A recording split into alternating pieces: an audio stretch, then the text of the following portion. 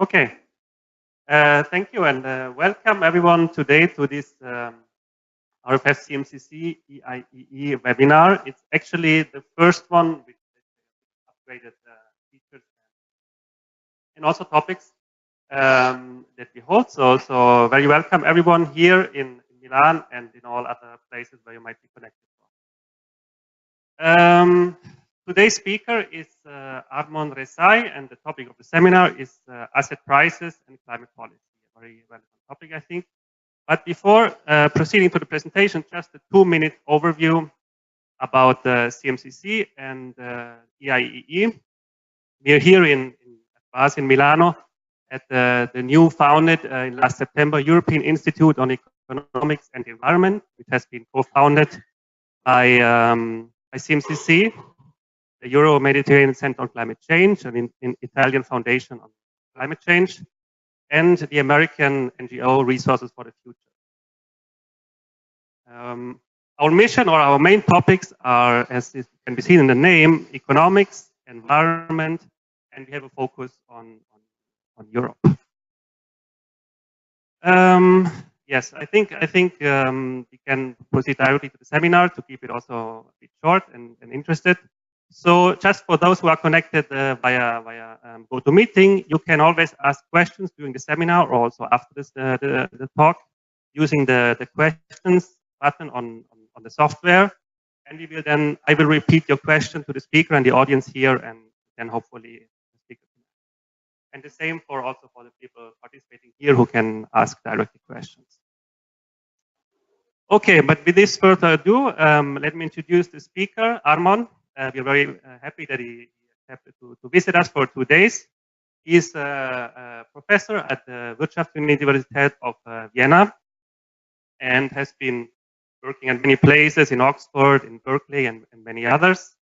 He's contributed a lot to the literature on macroeconomics linked to ecological economics and published quite a lot in these topics linked to notably also climate change and inequality, macroeconomics, and many topics actually. And recently also been working a bit in the topic of finance. And so we're very happy to have him here and to present this topic on linking climate change, climate policies, and asset prices, stranded assets, and finance, which is a very important topic these days. And even the IPCC has mentioned it actually at last week's IPCC lead author meeting, that finance is going to be one chapter actually of this report. So we're very happy to have you here. You have around 35 to 40 minutes of presentation, and then, as I said, we will have question and answers afterwards. So the floor is yours. Thank you, Johannes, for this very kind introduction. And in general, thank you very much for having me. It's very interesting to get to know the group closer and the people I know already to catch up on what has been going on and the work that has been happening. And thank you all for wherever you are tuning in today. As Johannes already said, the talk I will be giving today will be focusing on asset prices and the effects of climate policy on asset prices. And that's a very big question, of course. And recently I have been asked why are people talking about asset prices and why are they talking about asset prices only now? And I think that's probably related to the financial crisis of 2007 and 2008, when asset prices came to the purview of macroeconomic models and analysis, because previously only the prices of goods have been very interested to research, and now questions of the prices of assets and wealth are back. And for climate change, this is of course very important. The implications of climate policy on asset prices is very important, because just to give a brief outline of what I want to talk about today, a very simple way of thinking about climate change is that even if you are in a cost-benefit analysis, if you want to have a limit on how much temperature is allowed to increase, and that immediately implies that there is a certain amount of CO2 emissions that you're allowed to emit and not more. And of course, this carbon budget, as it's called, imposes very important implications for how much fossil fuel you're allowed to use. So most studies have focused on the amount of natural assets that need to be locked up, how much of the gas in Angola needs to be locked up, how much of the oil reserves in Russia and how much of the coal in India is not allowed to be burned. And however, more recently, as I said, financial questions have become more important and interesting to researchers. And the questions are, what are the financial implications, not just of the unburnable natural assets, but also the financial assets. So questions would be, what are the risks of stranding fossil fuel assets? Should we short the oil and gas majors and say, don't invest into ExxonMobil and don't invest into any other of the big gas companies and oil companies? Should you go long into renewable energy, for instance? What are the risks for other financial assets, and what are the risks for fossil fuel-based sovereign countries? Is there a race to burn the last ton of CO2? What are the implications for OPEC countries who heavily rely on these kind of assets? So I mentioned this term stranded assets before, and I just want to give a very brief definition of what that means. In principle, stranded assets are assets that undergo very often rapid and, importantly, unanticipated drops in the profitability and the valuation, and they possibly even can become a liability. So the term really comes from the Middle Ages. When you think about, you have a ship, very important. Let's say we're in Italy, you had the Venetian fleet, which was traveling back and forth, carrying goods.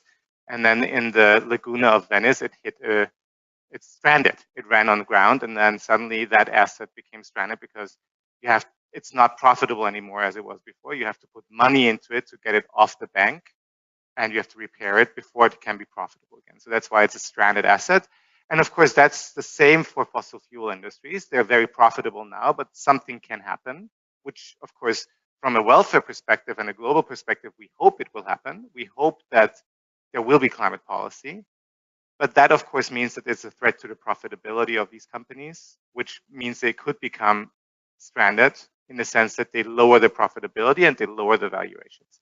So that's the set of questions that we're looking at. And not only climate policy is an important problem or an important determinant of whether assets become stranded, but the ongoing technological change of competitors to fossil fuels is also an important aspect that we need to look at. Because I think last week I read in the Financial Times that almost half of the Chinese provinces now have grid parity of renewable energy to existing coal-fired power plants. So they're going into the market. Renewable energy doesn't need subsidies anymore to be competitive. And of course, that will mean that if you build a coal-fired power plant 10 years ago, thinking you can use it until mid-century, that maybe that won't be the case anymore. And so the relevance and the magnitude both are a subject of ongoing research in the sense that we don't know what it means and if it's a big effect. Is it small potatoes? Is it big potatoes? So conceptually, I just want to frame it again in terms of two sets of issues that I want to look at, or this type of research is looking at, including my own, which is on the one hand, we have the unburnable fossil fuels, which are the natural assets that I talked about before. How much of the Siberian oil should stay underground? How much of the Arctic oil should stay underground? How much of the oil in Saudi Arabia should stay underground? And on the other hand, what are the implications for the valuations of companies? So what happens if there is really net unburnable fossil fuel? What will that mean for the stock market price of these companies? And so there are important questions that I'll be showing you today, is that they're sensitive to the design and timing of policy, and the link between the stranding of natural assets and financial assets is not always straightforward. But before I go into that in more detail, I just want to give you a slide of theory, just to be very clear when I'm going to be talking about how there are negative impacts of climate change on the assets of fossil fuel-based companies. This doesn't mean that climate policy is bad for the economy as a whole. So it's important to say, yes, there might be sectors which will be losing because of climate policy, but there are other sectors who are gaining. And in total, it is good for society if we fight climate change. So in terms of theory, you would say it in the sense that the emission of greenhouse gases is the world's most important and biggest negative externality. We know from welfare economics that if there's an externality, markets are inefficient. Correcting the externality creates some kind of surplus, a rent that can be distributed. Right now, it's the case that most of these benefits accrue to future generations, but some of these benefits can be capitalized probably, so it's also good for current generations. And in the aggregate, for sure, it will be beneficial. So even if it means that today we have to sacrifice a little bit in this terms of welfare economics analysis, in the aggregate, it doesn't matter. And we could even design policies such that everybody's better off if we do something about climate policy. That will get me just as a little preview of things to come. That, of course, goes into the question of compensation for fossil-based industries, whether or not we think that's a good idea. So if you think about the coal exit in Germany, is it good that we give them a lot of money to say, here are a couple of billion euros, but you have to lock up your plants and never start them again? So those are questions that become important when you think about these issues. But let's go back to the carbon budget and the climate targets again that I mentioned initially. Just to give you here also a bit of recent research from some of the geophysicists working on these issues. They're saying that basically, previously we thought that we need to have some very complicated systems which tell us how temperature and emissions are related. What we see now today in this research is that it's really not important. Peak warming, so the temperature target that you want to go to, you can think of 1.5 degrees or 2 degrees, is really only related to the cumulative amount of emissions that we emit since the start of the industrial era. So it doesn't matter if you blow it all out in one go or if you blow it out, spread out over 150 years. Really, we know what the carbon budget is. The cumulative emissions need to be a certain amount. And the rough estimate that you can keep in mind for this is that you can burn 1 trillion ton of CO2 for 2 degrees from the start of the industrial era. Now, we already burned something, of course. We started in 1850 with burning fossil fuel. The amount that we have burned so far probably is about 600 gigatons of carbon, give or take, which leaves us with, give or take, 400 gigatons of carbon that we're allowed to burn if we want to go to 2 degrees. Now, you can also do this calculation with not 2 degrees, but 1.5 degrees, and then you're left with less of a carbon budget. And we have used up the same amount, so there's less that we're allowed to use in the future. And that will be 150 gigatons of carbon, which is only 15 years of current levels of use. So you see that this gives us a very good amount and concept to work with when we think about climate targets. It's a climate target gives you a carbon budget, and you can decide how you want to spend it. And that's what this research that I'm presenting here did. This is a work by McLeod and Eakins from 2015, which basically came up with a very intricate model of saying, let's say there are 3 big sources of carbon: coal, gas, and oil. They're spread out through the world. How would you lock up if you impose a 2-degree climate target?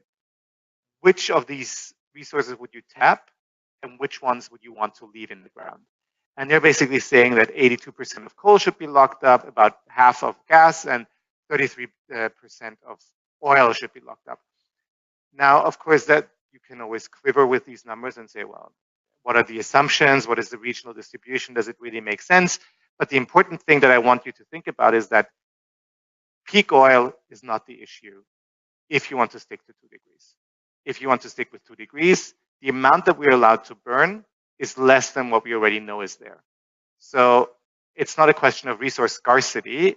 There is too much oil and gas and not too little for the climate. So forget about peak oil. There are natural assets that need to be locked up. And that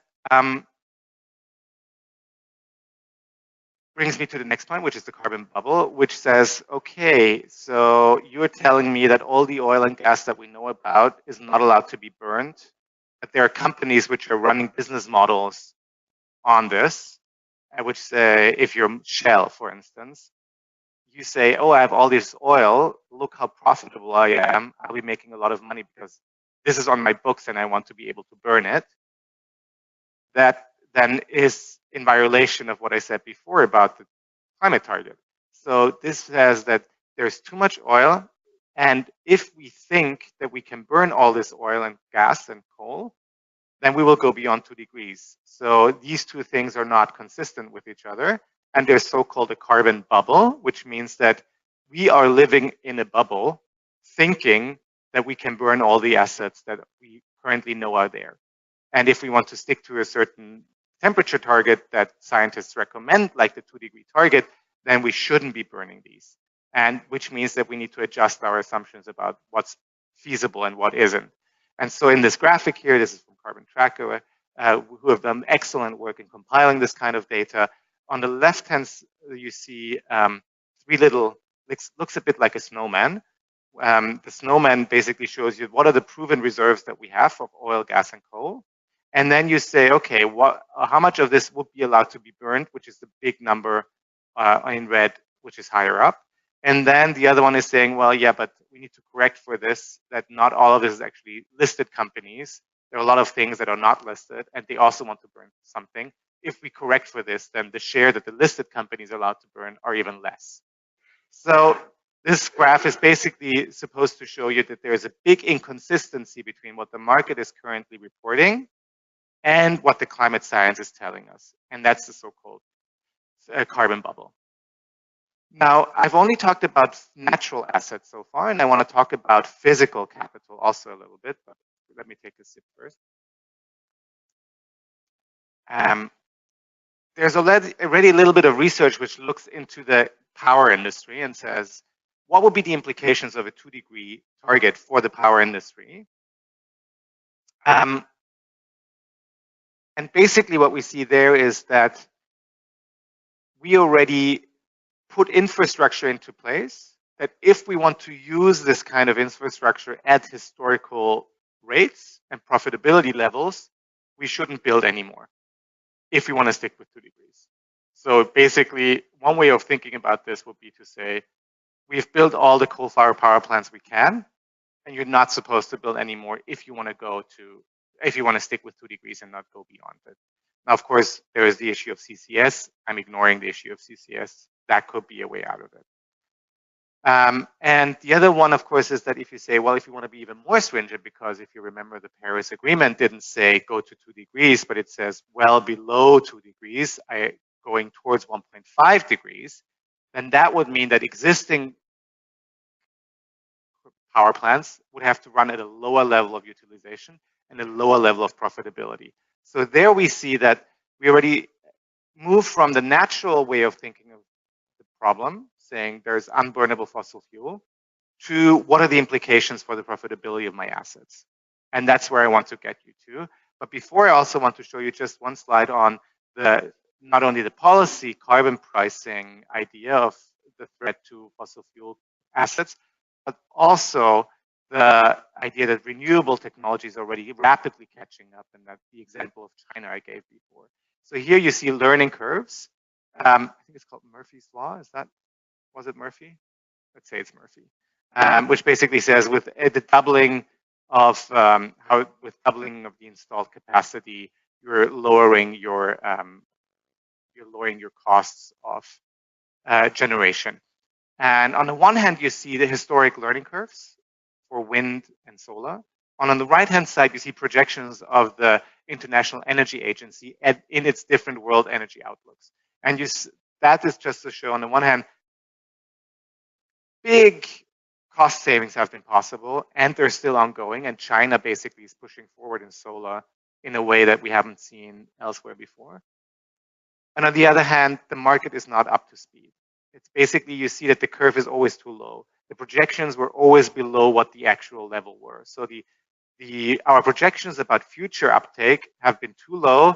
And on the other hand, there's a very strong dynamic in lowering the costs, which of course are also a threat to the fossil fuel business model, because if there's cheap if there's cheap renewable energy available, nobody wants you to run dirty coal anymore. And that's also what you see in China already. So that's the quote I took from the Financial Times from last year is that I think it was just such a good capturing quote. That also actually doesn't hold for the places like China and India, but it also now holds for places in the United States, that new wind and solar generation costs fall below the existing coal plants costs in places like Texas in the southern United States. So you see a lot of dynamic going on. And now I want to go back to a bit to my work, because so far I've talked much about the work of other people, and I also want to talk about my work. So why do assets get stranded? And I'm going to present a little simulation model that we just solved and developed and solved to give a feel for how this would plan out in the model of the fossil fuel industry. So why do they get stranded? There are two ways in which assets can get stranded, or two things that are important for them to become stranded. The one is that something happens which you didn't expect, right? So, I mean, if you expected your ship will run into the bank of the Venice Laguna, then you anticipated it and you did everything you can so that there is no stranding of the asset. The second thing, and that would be, let's say, the imperfectly anticipated climate policy or the imperfectly anticipated development of renewable energy. And on the other hand is there's an irreversibility of the asset. So in the terms of climate change, it would be your coal-fired power plant cannot become a wind farm, right? I mean, it's either a coal-fired power plant or it's a wind farm, but you cannot just say, oh, now it's a wind farm, it's profitable still, which in economic models, we implicitly, I don't know how Johannes feels about this, but we implicitly also often make this fudgeability assumptions where you just say, you take it from one sector, stick it in the other one, and it doesn't cost you anything. I wonder what the example would be with a ship in the Laguna.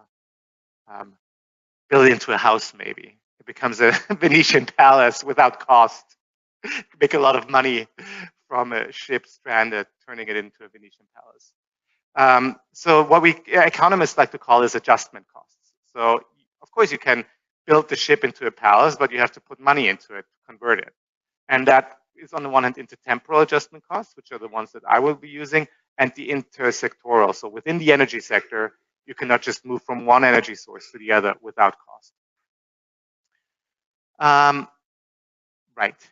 And so then the stranded assets, or the stranding of assets, imply that some of the dirty capital will have to be written off. There will be a discrete crash in the share prices of these carbon-based industries.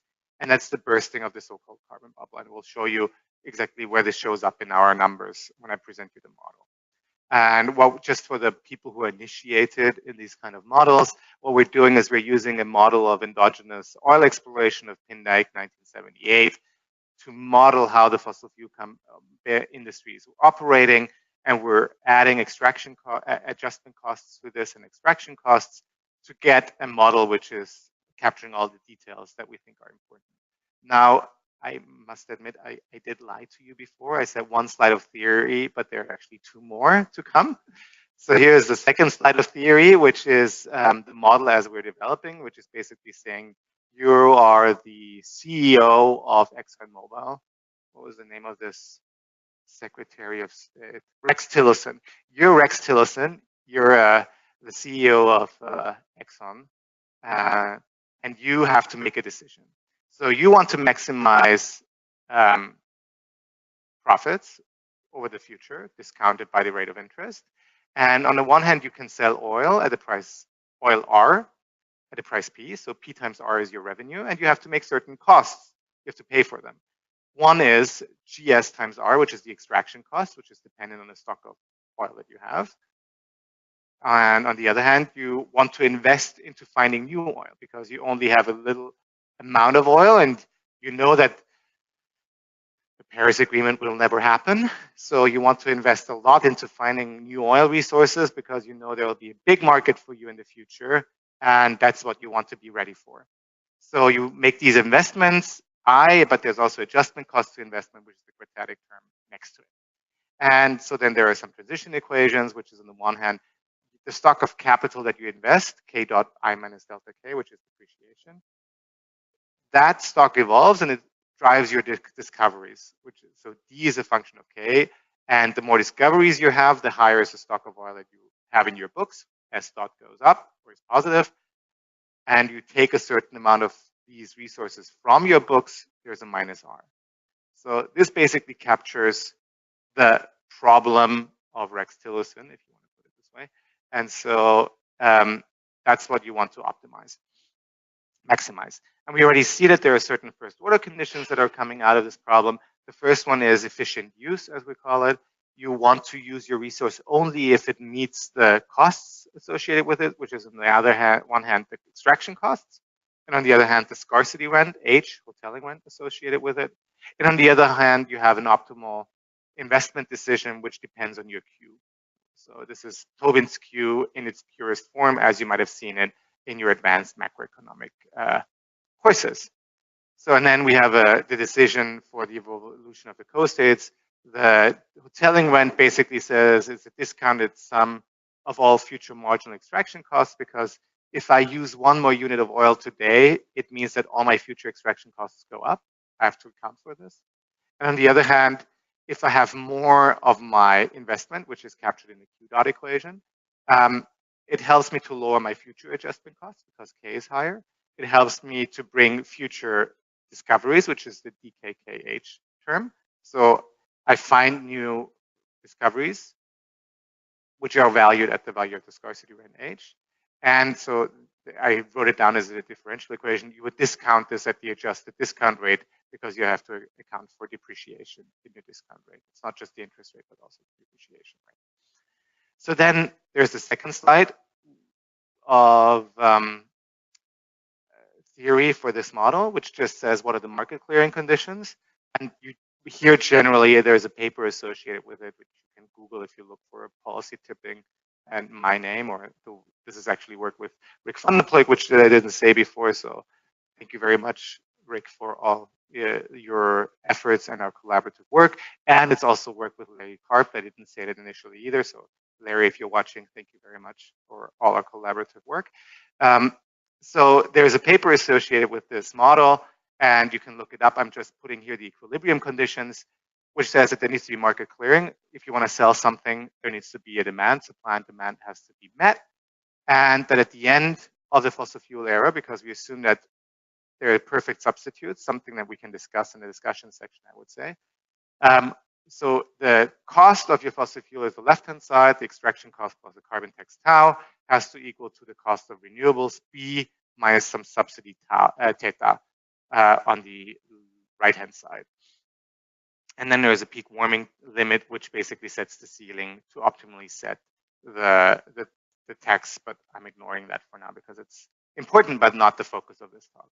I'm apologizing for the way that this slide is coming up. It sometimes does this. So basically here, what we do is we set up the equilibrium conditions, we set up the model, we calibrate the model, we sift through data, we try to get a good feel for this, and maybe I'll get it now and show you what we're seeing here. So this should say extraction, which is here, and valuation in the first best and second best options. So we set up the model and we solve for different policy scenarios. So the black line is the business as usual scenario, which says that there is no policy whatsoever. Then there's a first best text, which says you as the governor set the limit of temperature, 2 degrees. And that, of course, tells you the amount of cumulative emissions that you're allowed to extract. You set a carbon tax, first best, you implement this problem. And then there are 2 other taxes, which are second best. One is that you're saying, okay, you're not allowed to set a carbon tax for the first 15 years, but then you're setting a carbon tax. So there's inertia in the government process. And then there is a second best policy with only a renewable subsidy, but no carbon tax. So a bit like what we see in the world today, which says that no carbon tax, but trying to get the system to respond otherwise.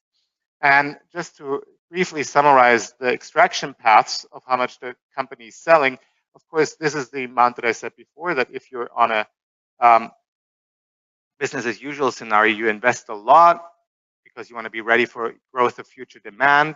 Energy demand has been growing roughly at the rate of GDP, maybe a bit less. So this is what you see here. Then you see if you impose a first best, you clobber them right away with a tax and say, no, no, no, no more carbon.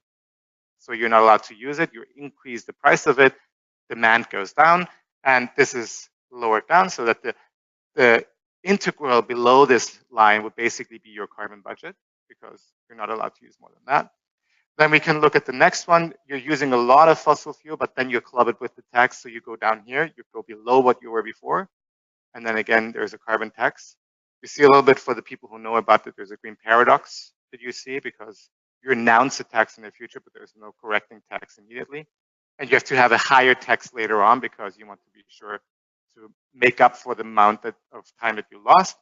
And then the renewable subsidy is not very good in correcting fossil fuel use initially, but then at this point, you don't see it in this graph, but I think around this time, you basically force everything out of the market at once. This is due to the assumption of perfect substitutability.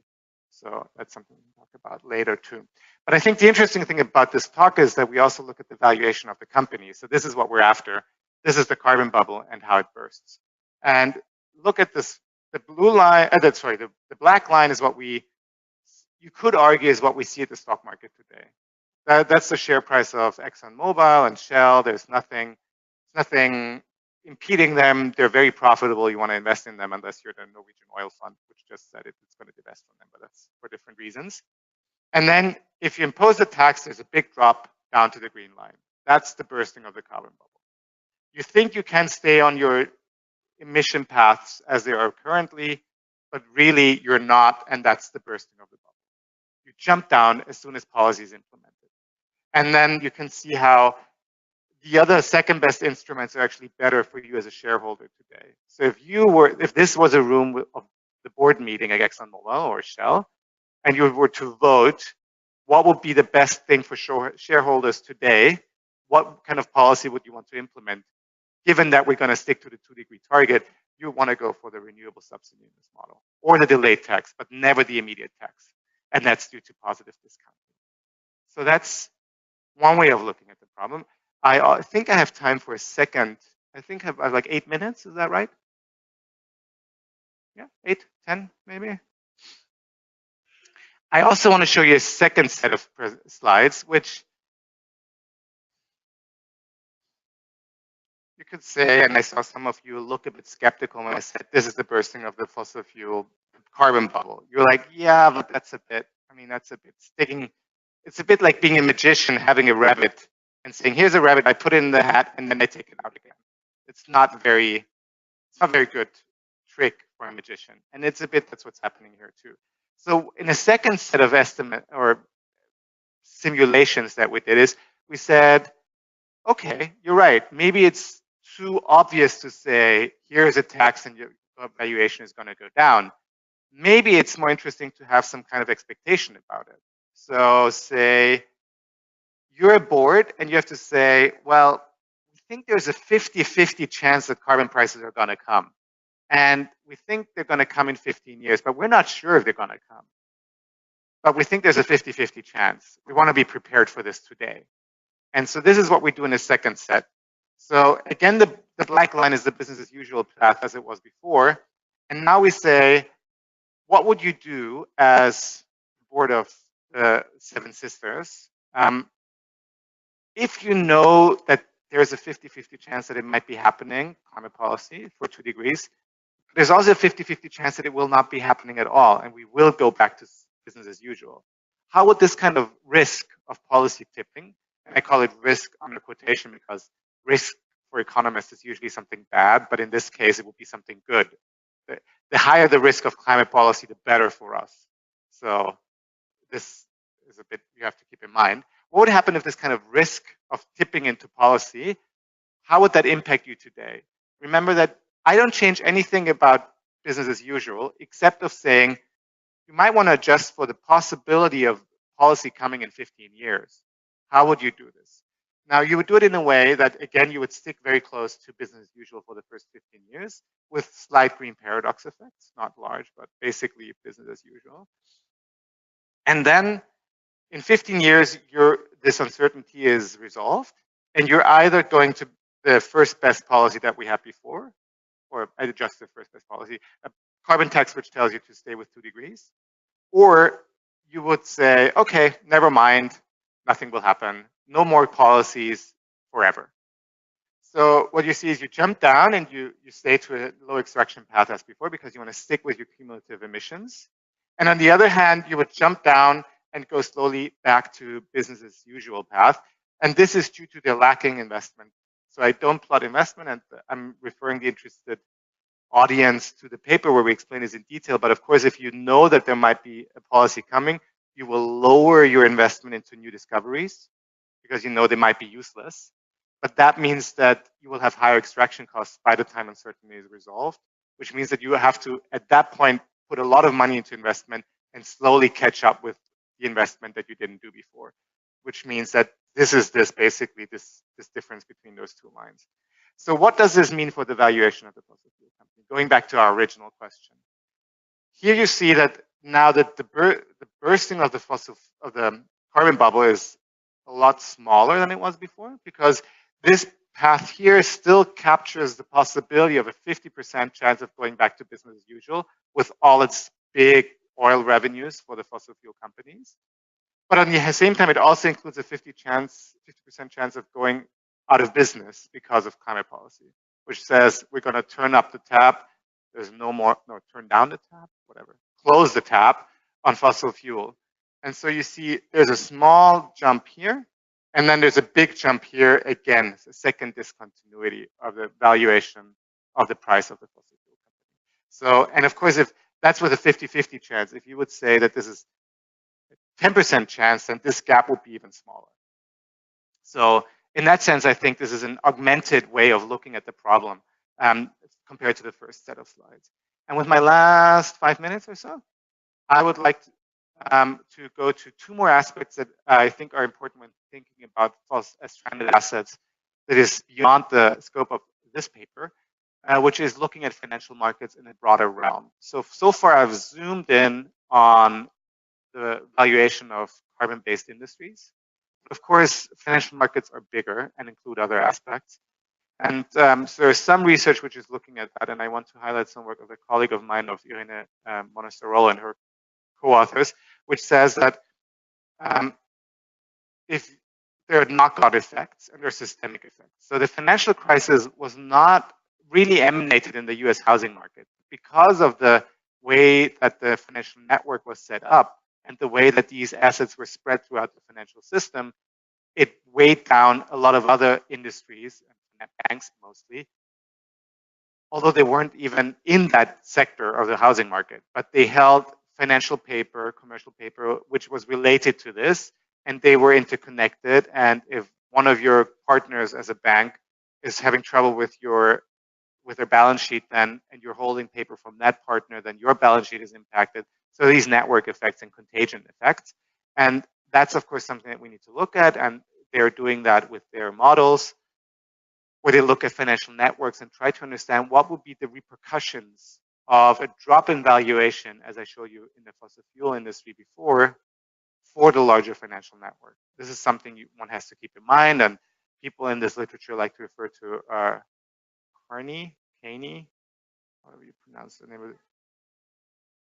No, the director of the Bank of England, Carney, I think. Kearney, that's the way. I think people say Kearney.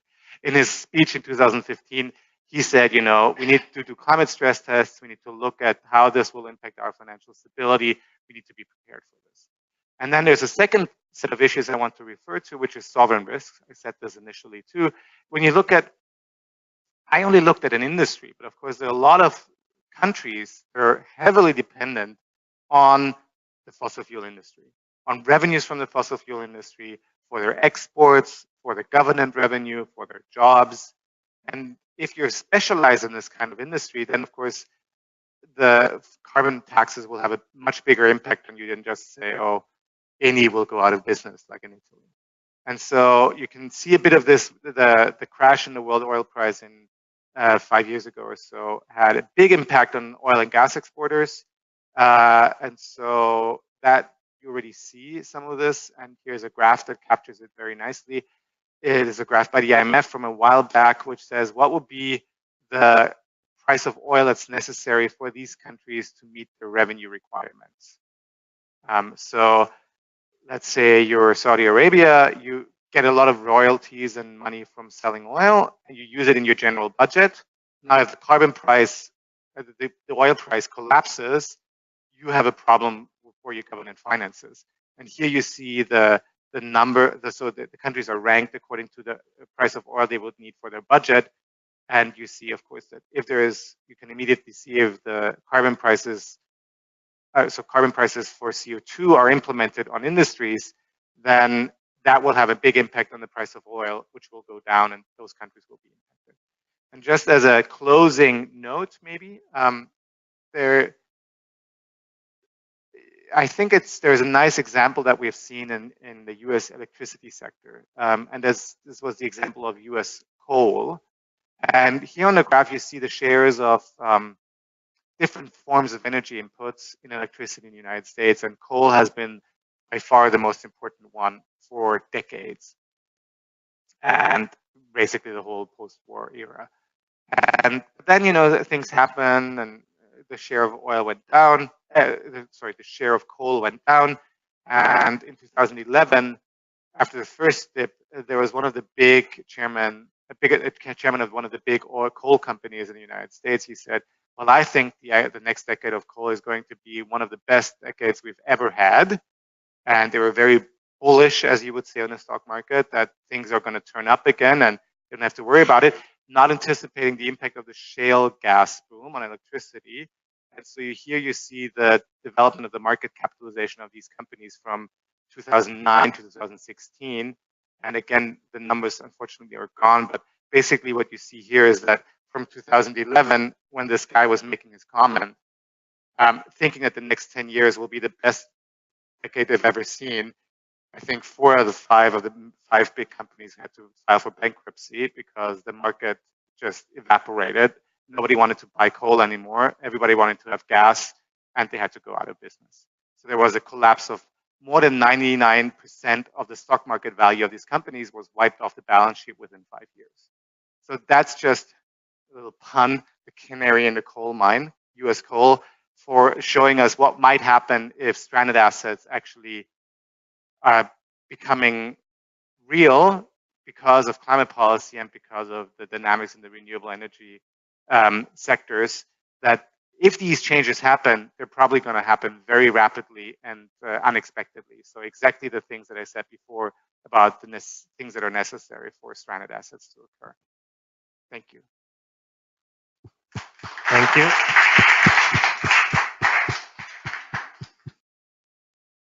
Thank you very much, Armon, for this very interesting talk. As you were saying, like the Bank of England has been very on the forefront of kind of including climate policy, stress testing, and with the task force on climate-related disclosures. Very important on the agenda, and also nice to see some analytical. Yes, so with that, we can now open the round of question and answers, both from here, from the floor in Milan, and also, so if you're connected online, you can type in the questions box on GoToMeeting, and then I will read out the question to the speaker, and he will be able to answer it. So feel free to type in the software. If you have a problem, you can also write a comment maybe on the chat. Yeah, maybe in the meantime, we can ask if there are some questions. Here. Yes.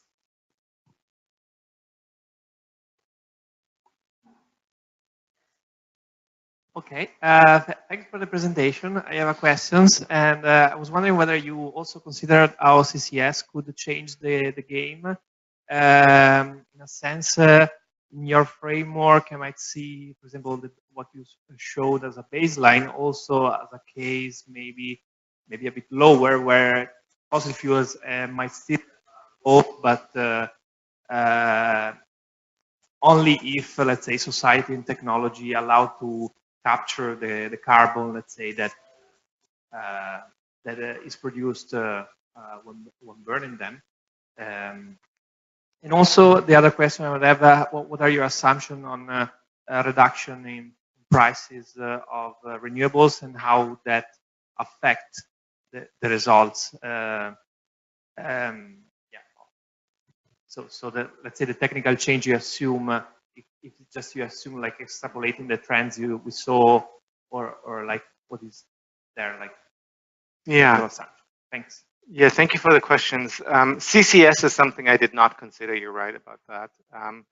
If you consider CCS, then of course it would allow these companies to stay in business for longer. Of course, there would still be, we would still not be with BAU because you would have to share the market with other industries and other energy sources.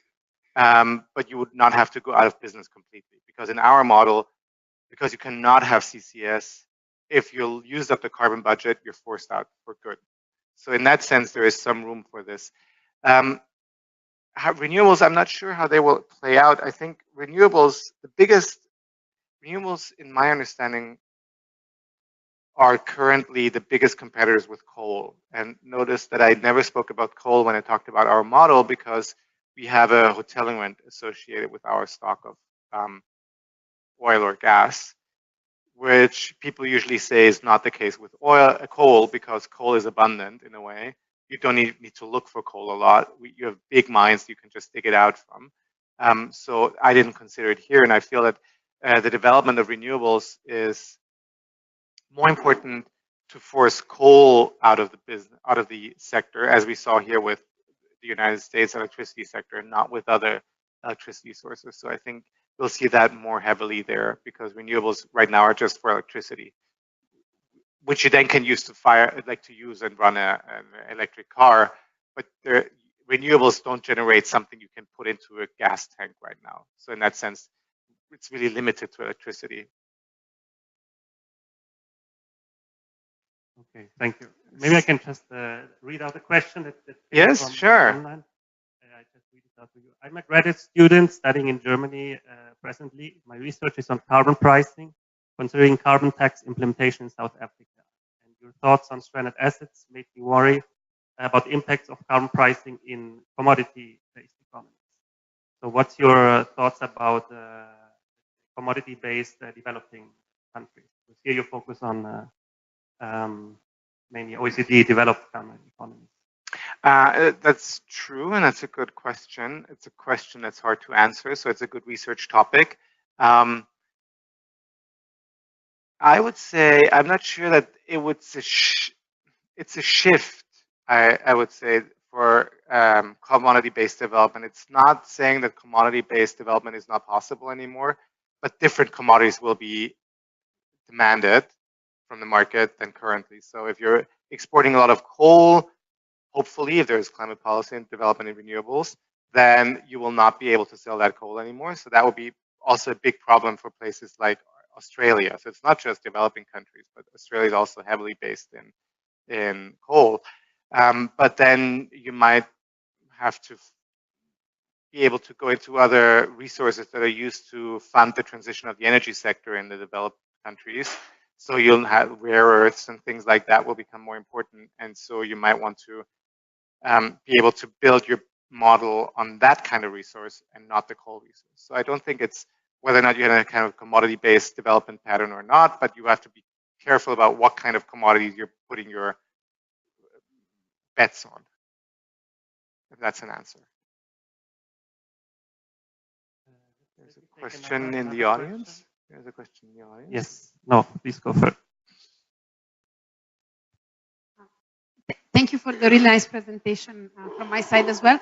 I actually have a couple of perhaps considerations regarding the presentation per se. You started, I think, with a very good framing of the problem, which is there are some estimates out there of what that could do in terms of asset pricing. And then you present your model, which I think really in the graphs helps to identify some of the possible futures.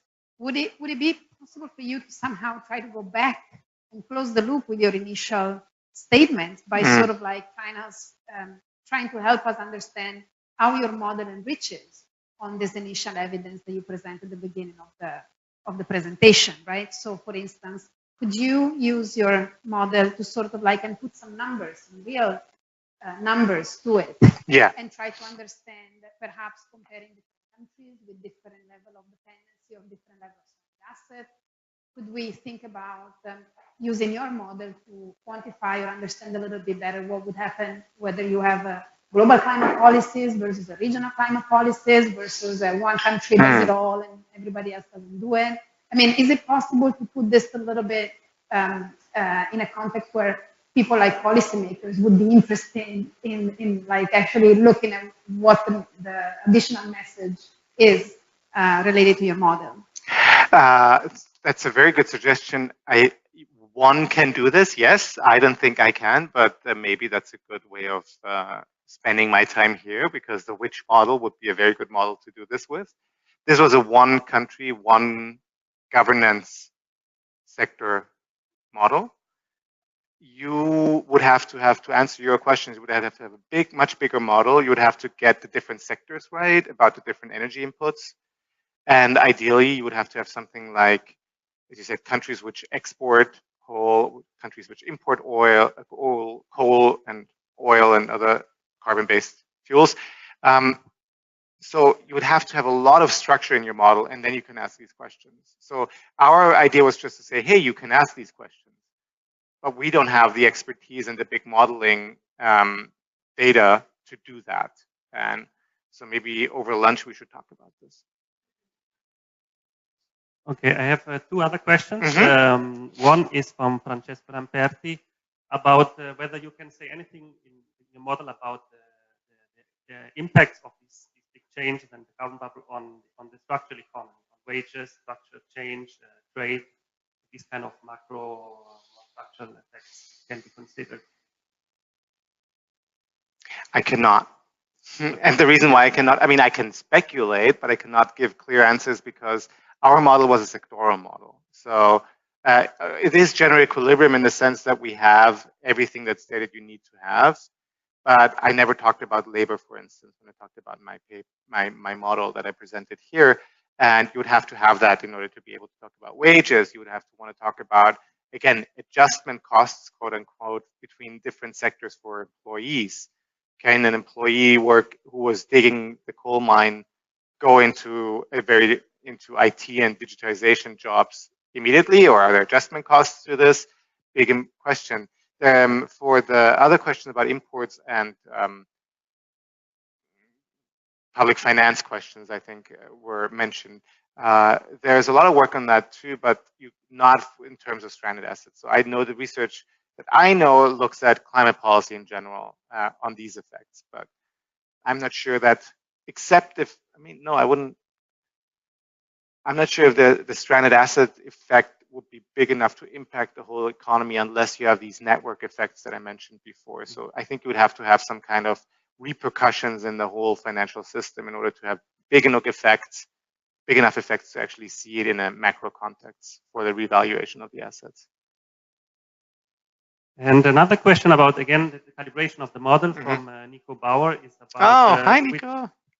Which he also says it's about what fuels you include, because you only showed two of them, right? But not coal. So I was wondering whether you, because in emissions you had global emissions, they were a bit lower than what we. Yes. I didn't mention that. Very, very good that Nico spotted this. What Nico is referring to is what kind of fuels am I using here? And he is right to say, well, that's a bit too low to be global. It's carbon, so we're currently emitting around, give or take, 10 gigatons of carbon, but there are only 6 gigatons of carbon here. So that's because we're focusing on the coal and we focus on the oil and gas emissions, but we exclude coal emissions. And that's for the reason that I said before, that usually people say that there are no scarcity rents associated with coal, so you're not allowed to include it in the model that's built on finding and extracting scarce resources like oil and gas.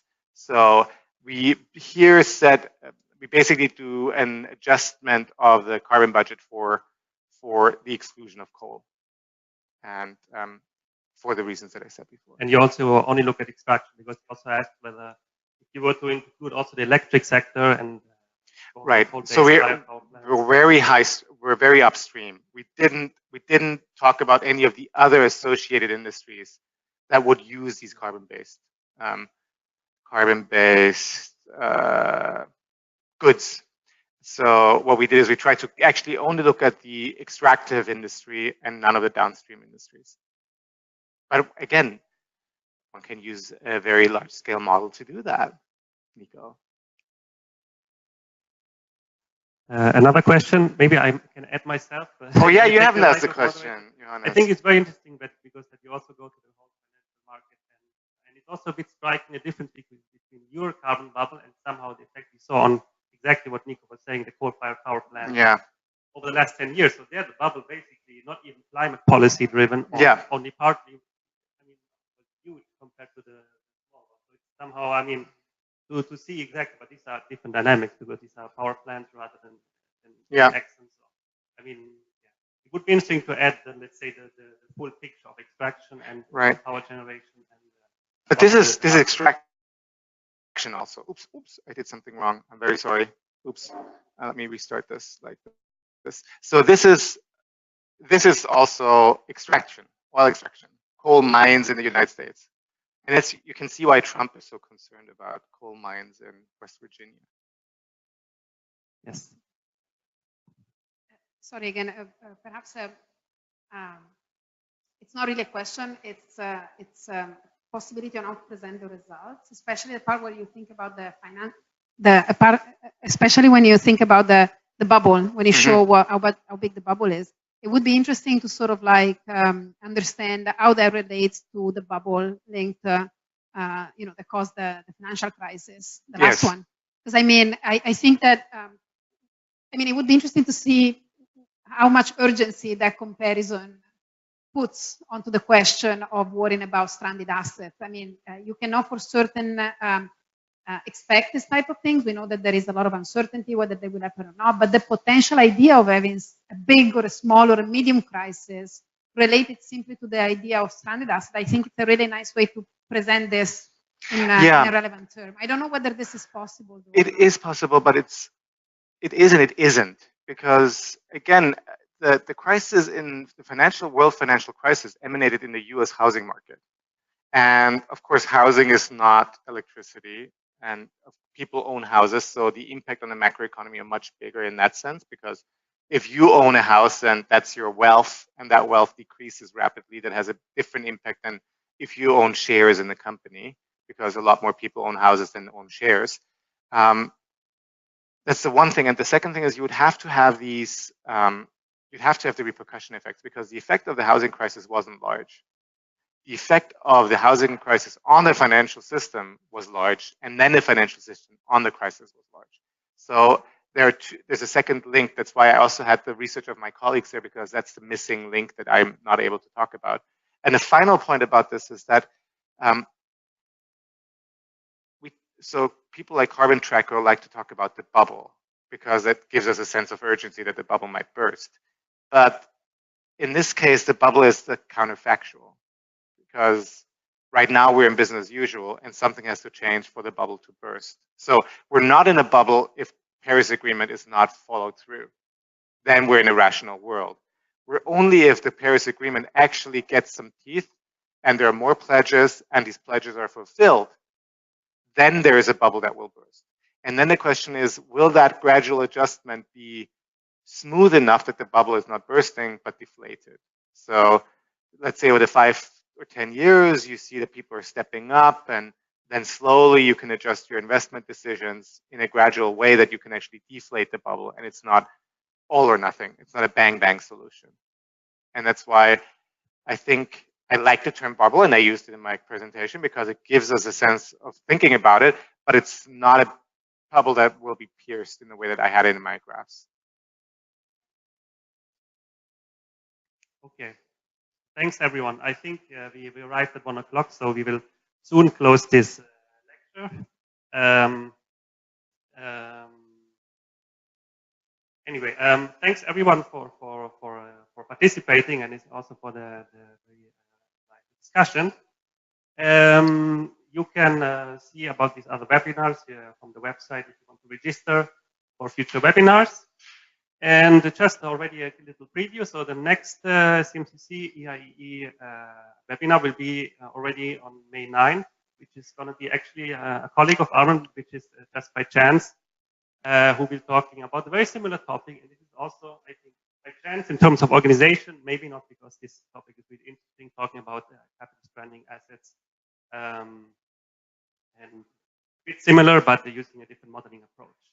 Anyhow, so you can register as usual on the website. So with that being said, thanks to everyone for participating, especially also to Ottavia, Nicola, and Laura for organizing this series. Sorry for the initial sound problem maybe at the beginning. I hope it was solved during the later speech. And Thanks, Armon, for visiting us and interesting seminar. And see you next time. Thank you for having me. Thanks, everyone.